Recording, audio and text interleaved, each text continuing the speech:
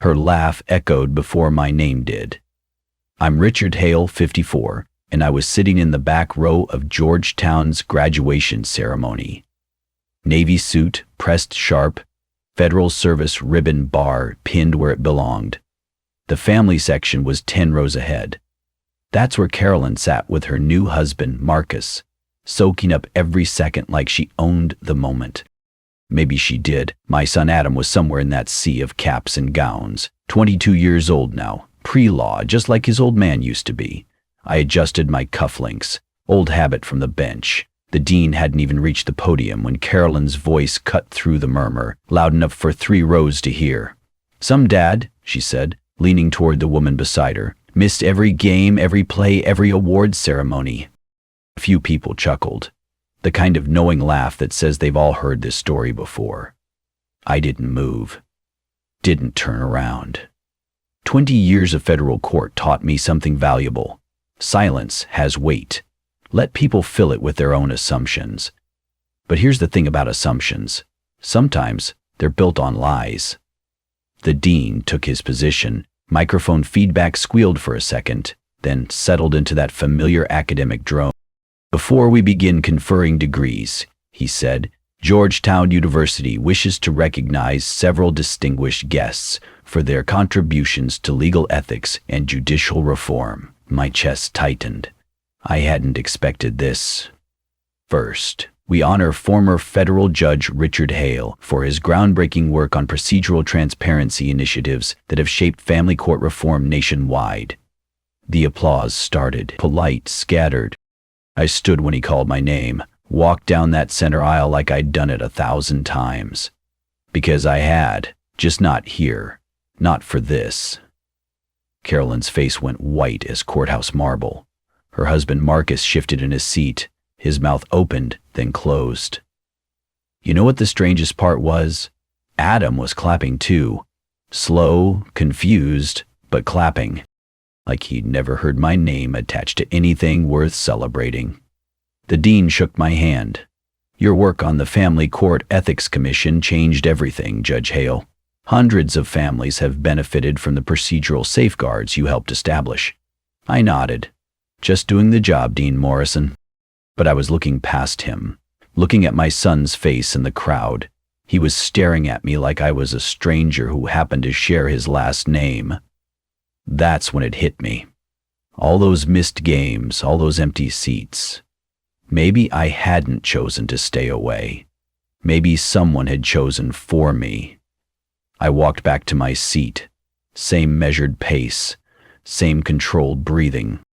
Carolyn wasn't laughing anymore. She was texting someone, fast, angry thumbs on that phone screen. Marcus leaned over, whispered something urgent in her ear. The ceremony continued. Names called, degrees conferred, all the pomp and circumstance that comes with finishing something you started. But I wasn't really listening anymore. I was thinking about procedural failures, about missed signatures and improper formats, about how easy it would be for someone with the right connections to make a father disappear from his son's life. Not physically, legally. One motion at a time, one missed notification at a time. When they called Adam's name, I stood and clapped, alone in my row, 10 seats back from family. He looked my way once, just once, then collected his diploma and moved on. After the ceremony, I walked to my car. The parking garage was mostly empty now. Families everywhere, taking pictures, making plans for dinner. I sat behind the wheel for a long moment. Engine off, keys in my lap, my phone buzzed. Text message from a number I hadn't heard from in 2 years. We need to talk. There are things you should know. H. Brennan, Howard Brennan, Court Systems Analyst, old colleague. I started the engine. Some conversations are worth having in private. He pulls a sealed envelope from a drawer he hasn't opened in 2 years. I drove home to my Georgetown townhouse in silence, radio off, windows up. The place felt smaller after what happened at the ceremony, like the walls had moved closer while I was gone. I poured 2 fingers of bourbon, sat at my kitchen table. That text from Howard Brennan kept flashing in my mind. There are things you should know. The bottom drawer of my desk had been locked since the divorce was finalized. I kept it that way for a reason. Some doors are better left closed. But today changed something. Today I saw my son's face when they called my name, like he was meeting me for the first time. I found the key behind my law books, same place I'd hidden it 12 years ago. The envelope was right where I'd left it, yellow with age, Howard's handwriting on the front. Open when you're ready to know the truth. H.B. I'd never been ready, until now. Inside were photocopies, dozens of them. Court scheduling logs, motion filing receipts, administrative notes, all from my custody case. My hands didn't shake, they never do anymore, but something cold settled in my chest as I spread the papers across my table. Motion filed March 15, 2013. Request for expanded parenting time. Administrative note, procedural deficiency, missing signature page 3. But there was page 3, right there, signed in blue ink. Motion filed September 3rd, request to attend school events. Administrative note, improper format, motion rejected. The format was perfect. I'd used the same template for 15 years on the federal bench. Motion filed November 20th, 2013. Emergency hearing request for Thanksgiving visitation. Administrative note, filing window expired. Case closed pending resubmission. I checked the timestamp. Filed at 3:47 p.m. Deadline was 4:00 p.m. 13 minutes early. Every single motion, every attempt to be present in my son's life, flagged, stalled, or killed by technicalities that didn't exist. But here's what made my blood run cold. The dates. March 15th was 2 days before Adam's first high school play. September 3rd was a week before his academic awards ceremony. November 20th was the day before his varsity football playoff game. Someone had made sure I'd be tied up in legal red tape during every milestone in my son's life. My phone rang. Howard Brennan. You opened it, he said. No greeting, just certainty. Come over, I said. We need to talk. Howard arrived 20 minutes later. Same guy I remembered from the courthouse. Thin, methodical, carrying a laptop bag that probably weighed more than he did. He'd been a forensic systems consultant for 3 years now. Before that, he'd kept the court's electronic filing system running. I should have given you this evidence years ago, he said, settling into my kitchen chair. But you weren't ready to fight back then. And now? Now your ex-wife just watched you get honored in front of half of Washington's legal community. He opened his laptop. Now she's scared. Howard pulled up a database I'd never seen before. Login records, file access logs, administrative overrides. Every one of your motions was processed by the same clerk, he said. Dana Lynch. She's senior administration now. Dana Lynch. I'd never heard the name. She had help. Look at this. His screen showed communication logs, internal courthouse emails. Most were routine, scheduling, procedural updates, case management. But buried in the threads were messages about my case.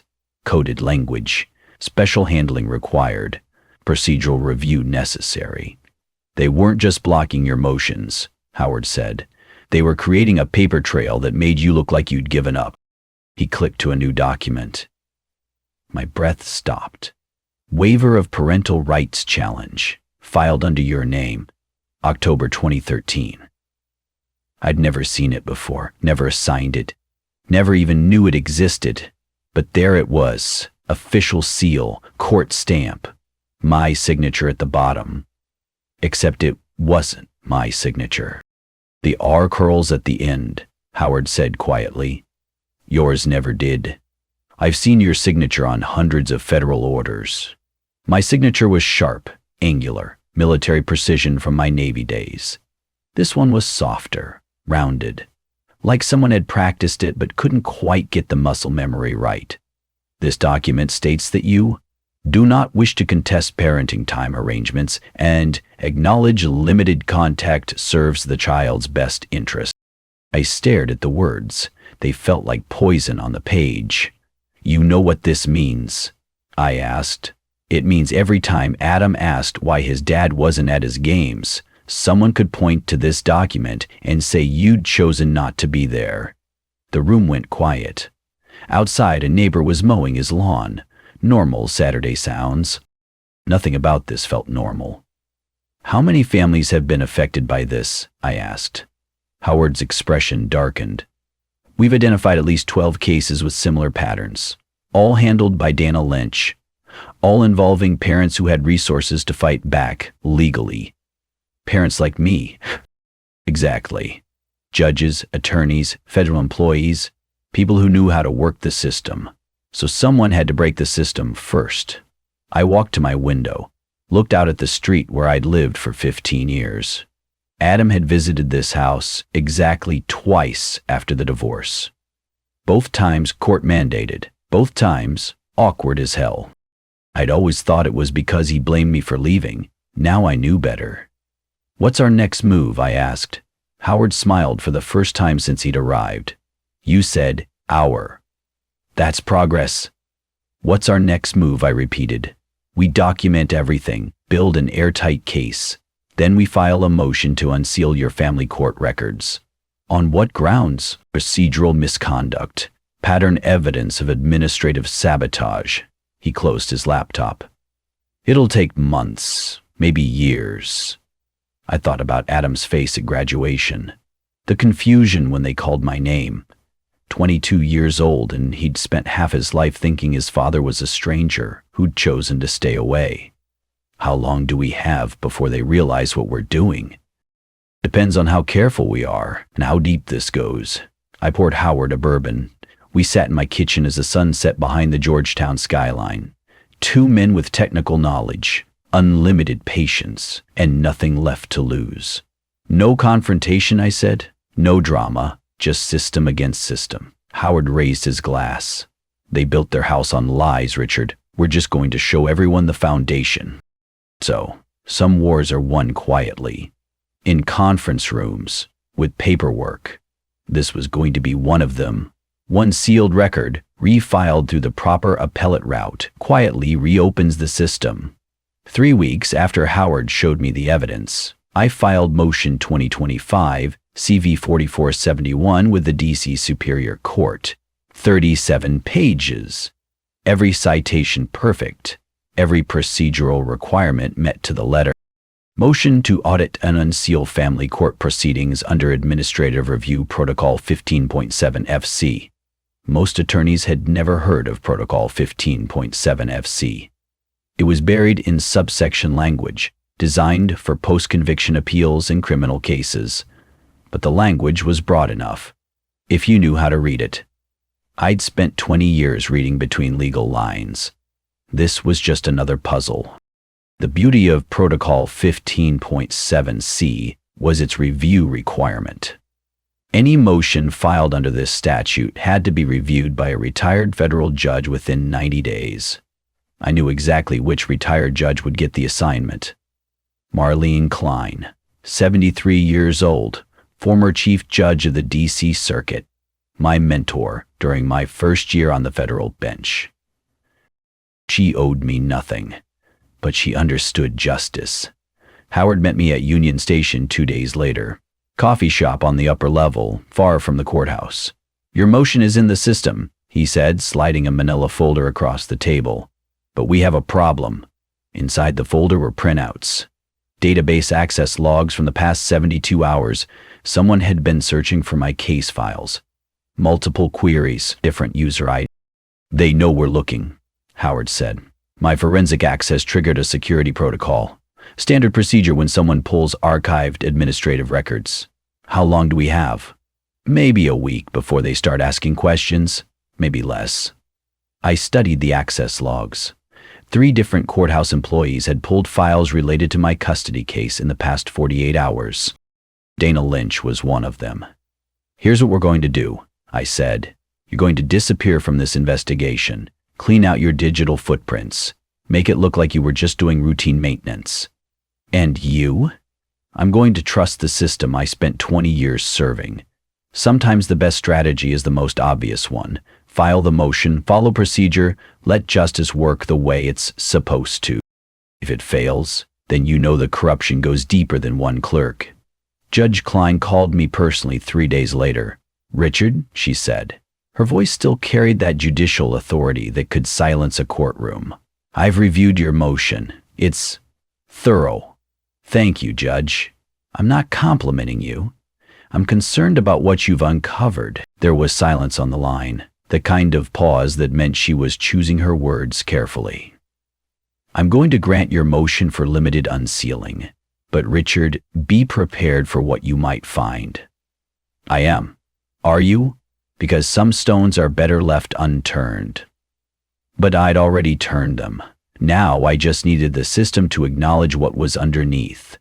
The unsealing order came back within a week. Limited scope, administrative records only, but it was enough.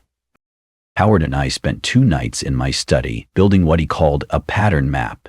Every procedural dismissal tied to Dana Lynch's login credentials, every suspicious timing correlation, every administrative override that defied standard court protocol.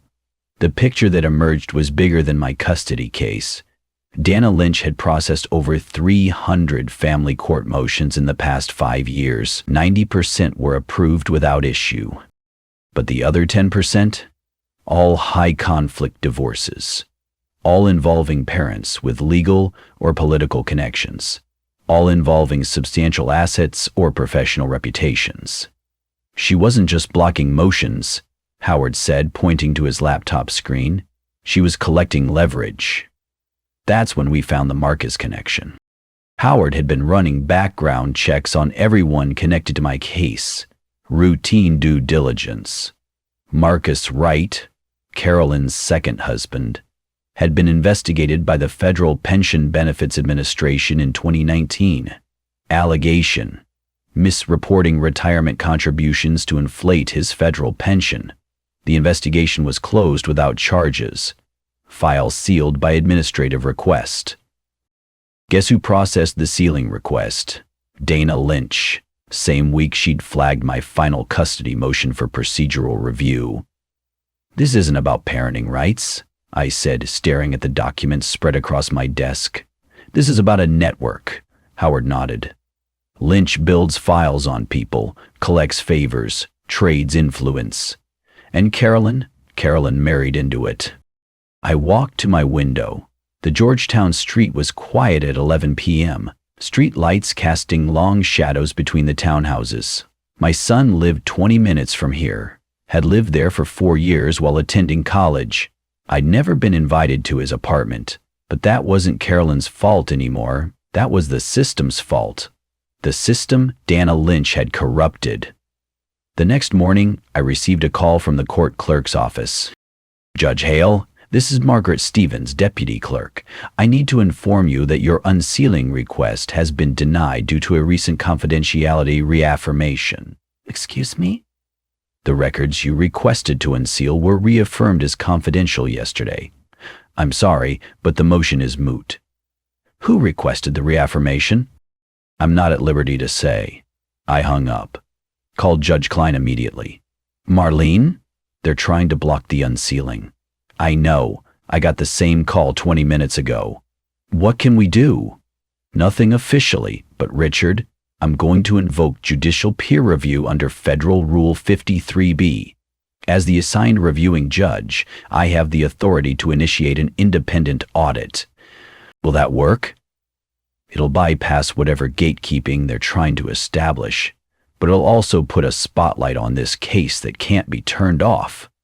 "Do it." "Are you sure?" "Once I invoke peer review, this becomes a federal judicial ethics matter. There's no going back." I thought about Adam's face at graduation, the confusion, the distance. 22 years of believing his father had chosen to be absent. "I'm sure." Judge Klein initiated the peer review that afternoon.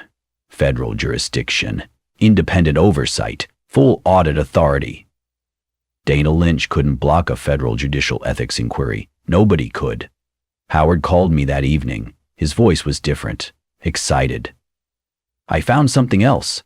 Marcus Wright's pension investigation wasn't just closed, it was expunged." "What does that mean?" It means the investigation never officially happened. All records destroyed, but I found backup logs. And Marcus was guilty. Documentary evidence, bank records, the whole thing. But someone made it disappear. Dana Lynch. Dana Lynch. Same pattern, same timing, same administrative overrides. I sat in my study until 2 a.m., reading through everything we'd compiled. Financial corruption, administrative manipulation, a network of favors that reached into federal agencies. My custody case wasn't an isolated incident. It was part of something larger. But here's the thing about systems. They're only as strong as their weakest link. Dana Lynch was about to become a very weak link. I didn't call the press, didn't alert any oversight agencies, didn't send anonymous tips to investigative reporters.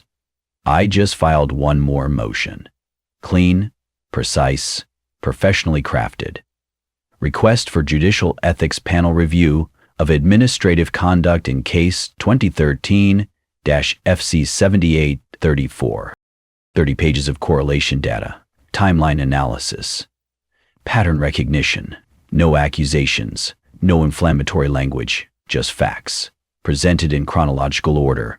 I let the dominoes tell their own story. Then I waited. Some revenge is loud, dramatic, full of confrontation and theatrics. This was different. This was structural. I wasn't trying to destroy Dana Lynch or embarrass Carolyn. I was trying to fix a broken system. The fact that they'd be caught in the repair process, that was just efficient justice. Dana Lynch is placed on administrative leave pending investigation. The news came through Howard's network first. A text at 6:47. Hey it's happening. Lynch is out. Federal review initiated. I was drinking coffee on my back porch when the message arrived. Georgetown morning quiet. Joggers passing on the sidewalk below. Everything felt normal, like the world hadn't just shifted on its axis. But it had. Judge Klein called an hour later. Richard, the Judicial Ethics Panel has accepted my recommendation for full investigation. Dana Lynch has been suspended pending review. How long? Months, maybe longer. They're auditing every case she's touched in the past 5 years. I set down my coffee cup. My hands were steady. What about the families affected? That's the complicated part. Every procedurally dismissed motion will be reviewed, including yours. And Carolyn? The investigation will follow wherever the evidence leads. 2 weeks later, the first public mention appeared in the Legal Ethics Quarterly blog. Just a small item buried in their weekly roundup. LDC, Superior Court Administrative Review identifies pattern of procedural irregularities. Carolyn's name wasn't in the headline, but anyone who bothered to read the details would find her listed as a co-beneficiary in sealed record approvals under review. The blog post was careful, neutral language, no direct accusations. But in legal circles, being mentioned in connection with a judicial ethics investigation was like being named in a police blotter. People noticed. Howard called me that afternoon. His voice carried satisfaction he was trying to hide. Dana Lynch has been suspended without pay, effective immediately. What triggered it? Pattern analysis. They found administrative overrides in over 40 cases, all involving high-profile divorces or custody disputes. Anyone else implicated? Not yet. But Marcus Wright received a letter yesterday from who? Federal Pension Benefits Administration. They're reopening his 2019 investigation. I walked to my kitchen window, looked out at the alley behind my townhouse. A maintenance worker was fixing a broken streetlight. Methodical work. Replace the bulb, test the circuit, move on to the next one. Some problems required systematic solutions. How long before this becomes public knowledge, I asked. Georgetown University removed Carolyn from their alumni board this morning, pending clarification of affiliations according to their press release. That was faster than I'd expected. Alumni board positions were prestigious, carefully protected. The fact that Georgetown had moved so quickly meant they'd received information that made keeping her a liability. What information, exactly? My phone buzzed. Carolyn's number. First time she called me in 3 years. I let it ring. She called again 20 minutes later, then again an hour after that. On the fourth call, she left a voicemail. "Richard, we need to talk. I know you're behind this. Is this about Adam? You're ruining everything we've built. Call me back." I deleted the message without finishing it. Some conversations aren't worth having. The next morning, the D.C. Superior Court issued a public statement. Brief, professional, devastating. Following an administrative review, the court has identified procedural irregularities that may have compromised due process rights in certain family court cases. We regret that any parent's access to judicial review was impaired by administrative failures. Comprehensive procedural reform is underway to prevent future occurrences. Legal language, careful phrasing, but everyone in Washington's legal community understood what it meant. Someone had been manipulating the system. Multiple cases, multiple families, and now it was public record. Howard met me for lunch at a quiet restaurant near DuPont Circle. He brought a folder thick with printouts. "The investigation is expanding," he said, keeping his voice low. "They've identified 12 families whose custody motions were improperly dismissed. 12 so far. All high-profile cases. Judges, federal employees, corporate attorneys, people with resources to fight back legally. What's the common thread? Dana Lynch processed every single one, and in each case, someone benefited financially or professionally from the procedural failures." He slid a document across the table. Case summary, redacted names. But the pattern was clear. Motion filed, technical rejection, appeal period expires, case closed. Meanwhile, the opposing party consolidates assets, advances professionally, or avoids legal consequences. "It's not just corruption," I said. "It's strategic corruption." Exactly. Lynch wasn't taking bribes. She was building a network of influence. And Carolyn? Carolyn married into the network. Marcus's pension investigation disappears. Your custody motions get buried. Carolyn gets positioned as the responsible parent while you're painted as absent. The math was simple. Ugly, but simple. That evening, Adam called me. I almost didn't answer. We hadn't spoken since graduation, and that conversation had lasted maybe 3 minutes. "Dad?" "Hey, Adam. I saw the news article about the court investigation." I waited, let him find his words. "I read the brief you filed. The motion logs, the timeline." Another pause, longer this time. "You did try," he said finally. I didn't know. Not an apology, not anger, just acknowledgement. Sometimes that's enough. "I tried," I confirmed, "every time. Mom never told me about the motions, about the court hearings you requested. I know. Why didn't you fight harder? Why didn't you tell me what was happening?" I looked out my study window. Same Georgetown street, same quiet evening routine. Because I thought fighting publicly would hurt you more than helping privately. And now? Now I know that sometimes the system needs to be fixed before it can work properly. We talked for 20 minutes, not about blame or anger or lost time.